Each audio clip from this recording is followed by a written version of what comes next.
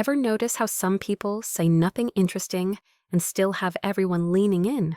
While you could share the secret to world peace, and people are suddenly very interested in their phones? That's not an accident. It's probably something you're doing. The good news? You have no idea you're doing it, which means it's fixable. Here's the thing about talking. Most of us are too good at it. You know that half-second pause when someone finishes their sentence? That's not your cue to jump in with your entire life story, that's them breathing. But you're already 3 sentences deep because you spent their whole talking time planning what you'd say. You weren't listening, you were rehearsing. While you're overthinking your response, trying to sound smart or funny, you're missing what they're actually saying. You're an actor so focused on their lines, they forget it's supposed to be a conversation. The other person feels it. Their subconscious screams, "This person doesn't care what I'm saying." So they wrap up, go surface level, stop sharing the good stuff, and you wonder why nobody opens up to you. Plot twist, they tried. You were too busy planning your Oscar speech. Now let's talk about everyone's favorite topic, you.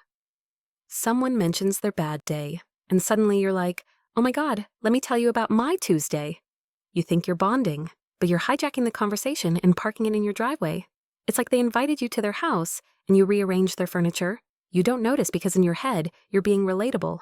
In their head, they just got interrupted so you could talk about yourself again. Your vibe is doing more talking than your words. Some of you walk around like Eeyore's depressed cousin, then wonder why people aren't fighting to hang out.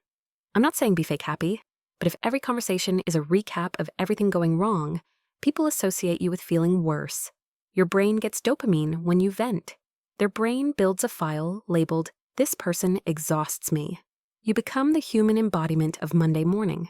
Nobody wants bonus Mondays. Your body is snitching on you. You could say all the right words, but if your arms are crossed, you're looking at the floor, and your shoulders are doing their best ? Impression, people's mirror neurons pick up, "I don't want to be here." Now they don't want to be there either. It's not even about insecurity. Sometimes your body's on autopilot protecting you from vulnerability. But that protection builds a wall. The fix is simple. Uncross your arms, stand straighter. Not military style, just like you're allowed to take up space. Make eye contact for a few seconds, not creepy, just present. Your body language is having a separate conversation, and right now it says, "Please don't perceive me." Try "I'm here and I'm good" instead. Let's address the apology addiction. "Sorry, can I ask something?" "Sorry for bothering you." Stop. You didn't commit a crime. Every time you apologize for nothing, you teach people your presence is an inconvenience. You train them to see you as less important. Your brain thinks you're being polite. Their brain files you under optional.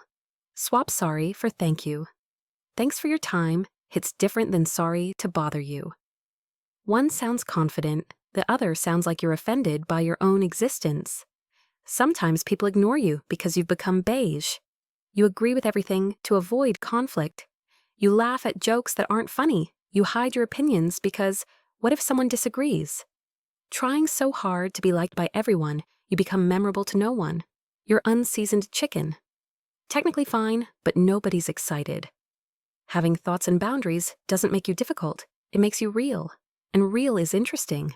You don't have to start arguments, but stop disappearing yourself. One more thing, you're inconsistent.